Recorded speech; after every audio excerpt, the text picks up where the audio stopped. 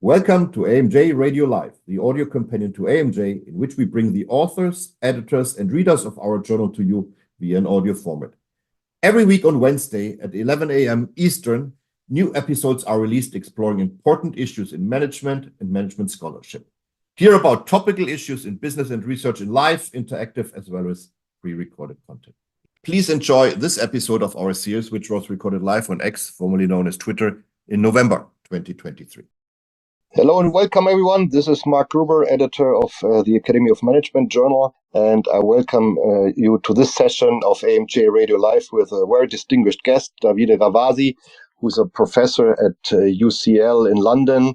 He was before that professor at Cass Business School as well as at Bocconi University, and he does exciting research on organizational identity, transformation, culture, and especially strategy during times of change. So he's a very pertinent researcher for the times we're living in. His most cited paper is actually in AMJ. It's called Responding to Organizational Identity Threats, Exploring the Role of Organizational Culture.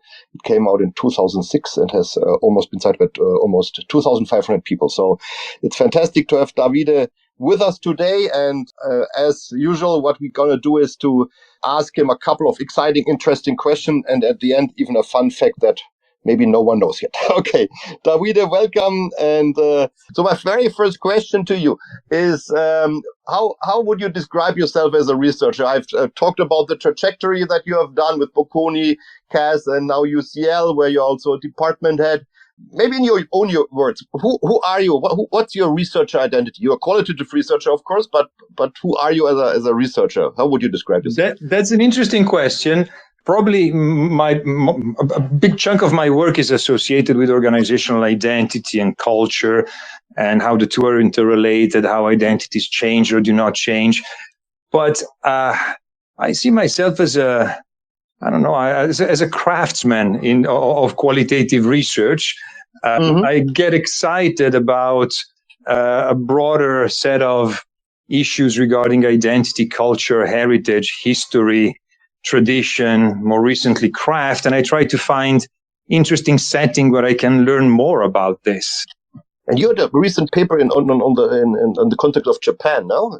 Yes, that was a fascinating study of very old businesses that seem to think in terms of what they do and in terms of how is this located within past, present, and future in a very unique way. And it influences also how they innovate in a slow, deliberate, but also very particular way.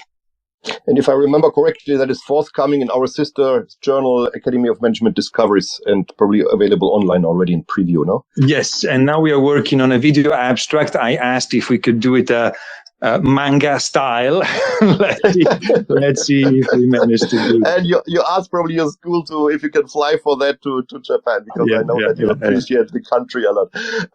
But let's move on to another question, but which is related. You know, if you think about the types of papers you receive at AMJ, the types of work you're seeing and reading, what do you think are the quote unquote hottest topics right now that researchers can get into? But what I see is there seems to be increasing interest and increasing willingness on the journal side, and I hope this is true for AMJ as well, to welcome research that is not only like strictly theory driven, but tries to address things happening in the world, problems out there. Now, this doesn't mean that, at least as an editor, I'm paying less attention to the theoretical novelty of the ideas, the theoretical contribution. But perhaps the time is ripe for us to be more open to research that opens up new conversations rather than trying to extend and build on prior ones. As you wrote in your editorial, there are rising societal global challenges. There are radical transformations going on with artificial intelligence, platforms, blockchains, and I see more and more research that tries to address these issues, and I think it's a good thing. That's great. Do you see also some methodological innovations along these lines? Well, we just had a discussion right now. Today, we are hosting here at UCL a London qualitative research day with like the Greater London colleagues coming over from Oxford, Cambridge, Imperial, and we have debated what's going to change for qualitative researchers with the new large language models and ChatGPT and generative artificial intelligence. Well, we don't know yet. We have discussed various ways in which artificial intelligence can support the way we analyze data. There seems to be a lot of optimism. I'm still not sure that in the near future we will be able to delegate data analysis and interpretation to ChatGPT entirely. I still think that the researcher themselves, they will still play an important part in the analysis and the interpretation of the data. So yes, let's explore all the ways in which we can use these new technologies, but let's not be too confident that we will be able to delegate, to outsource to them the analysis, as some seem to secretly hope. Yeah, or too, let's not be too afraid that ChatGPT will make our, this type of research superfluous, because it would do it better, So I think that's not around the corner. So Mark, was it 7 or 8 years ago at the Academy of Management, I was asked, but why are we talking about all these qualitative data analysis now with the new technologies? Soon we will all be out of a job. Like, they will do it for us. And I said, the machine that can do qualitative analysis better than me hasn't been invented yet, and it will not be invented for at least 10 years. So now I'm, I don't know, that was 7-8 years ago, and I'm sweating now. And once it's invented, it will be called Davide GPT, huh? Yeah, right. In reference to you. So we talked already a bit about your work as an associate editor with AMJ. Yes. In the team. You're on the qualitative team. We have a very strong qualitative team. Led by Anne Langley as the deputy editor, and wonderful colleagues there. When you look at, you've been receiving manuscripts for almost 1.5 years now, so we are in the middle of our editorial term here. What do you like about this work? Maybe there's also sometimes where you're frustrated. It's a lot of work, I have to say, that, and thank you for this. But is there anything you learned by being an editor with AMJ over the last 1.5 years that you want to share, some insights? I don't know. Maybe it's too early to understand what I have learned as an editor. And this was not my first editorial job. Yeah. I wasn't surprised, but I'm pleased at the average quality of the papers we receive. And I don't know, maybe I'm lucky. You've seen the statistics. I have given a lot of R&Rs because on average we get there seems to be a general increase in the average quality of qualitative research. Of course, now the problem is all of this interesting.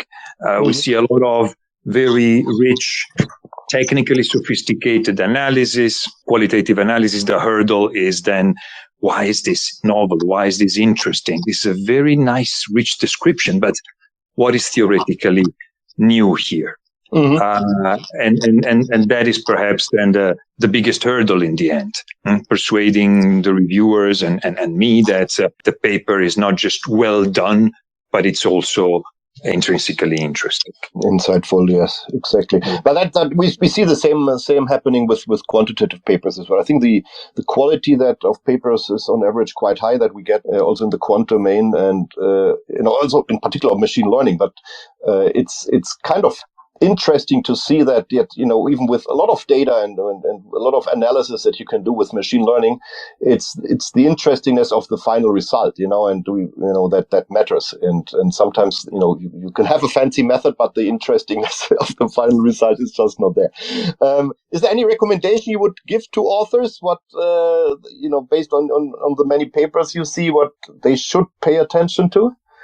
So perhaps the weakest paper, or one of the common weaknesses that I see in those papers that don't make it to the second stage, is that their methodology is not convincing. In the end, to pass to the second stage, to get an R&R with a qualitative paper, in my experience, Yes, we need to have a feeling that there's something interesting there. Yes, it needs to be an intriguing setting. You have to persuade us that you kind of know what you're doing, but the methodology has to be solid. We need to be reassured that you have good data there, that if we work with you, if we help you maybe look at it from a different angle, and process it differently, then you will come up with something nice and interesting.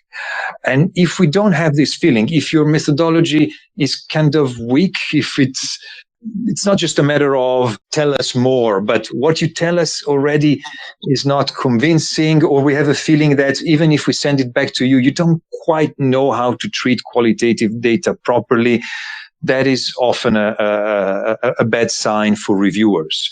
Or if there's no alignment between the questions you asked and the data you have, it's like if you had to if you really want to answer this question, this doesn't seem to be the right way of doing it. So in this sense, it may be worth getting some friendly feedback from experienced qualitative researchers about your methodology before sending the paper to us. This is a little general tip. Friendly feedback, this friendly review is from somebody that has been through the editorial process at AMJ, can be very, very useful to improve the chances of your paper at the first round. It can be daunting though. Like you feel, can you please have a look at my papers? Everyone is busy these days, so maybe it's not easy to find somebody that will read the whole paper and give you comments on the whole paper. But maybe you can find some experienced colleague and say, have a look at my methodology, have my method section, have a look at my tables, just 10 minutes, read it through, tell me if I'm doing it right. And that makes it's much easier to find people that will give you comments on that, and that may make a difference once the paper was submitted. I think that's excellent advice. We are nearing the end of the session today, but I absolutely want to ask this question. Tell us a fun fact about you, something maybe that few people know, maybe no one knows, then it's a real secret, but tell us a fun fact. If few people know something about me, there's probably good reason for it. No. A fun fact about me, I don't know, but I am an old geek, so I still love painting miniatures, playing board games, occasionally video games, and that's unfortunately less and less than I used to. And the pandemic was good for me in this sense. I had a lot of time for my hobbies. Not so much now. Now I'm spending my evenings writing editorial letters from AMJ instead of painting miniatures. And I don't know how fun is that. It's not fun for me that I cannot do it anymore. Yeah. What's your favorite board game? My favorite board game, Twilight Struggle, is an excellent one, but my secret pleasure is Zombicide. It's very easy, very simple. I play it with old friends, and it's just having fun around the table, 4 or 5 of us bashing zombies for a couple of hours. Not particularly intellectual or sophisticated. So those listeners who are celebrating Christmas, that's also a tip for as a Christmas gift, no? To give away that board game. Great. Yeah, Davide, we're already at the end of our conversation. It's fantastic that you could join us. Thank you very much. You have a final remark to our audience, some final comment? Thank you. I apologize for the technical difficulties. I'm glad we made it. And I'm looking forward to meeting some of you, perhaps in one of the various paper development workshops that we are organizing around the world. Absolutely. I'm sure I'll see you soon, Mark. Absolutely. Thank you very much, Davide. Pleasure talking to you. And thank you, everyone, for listening in. It was wonderful to have you. Thank you.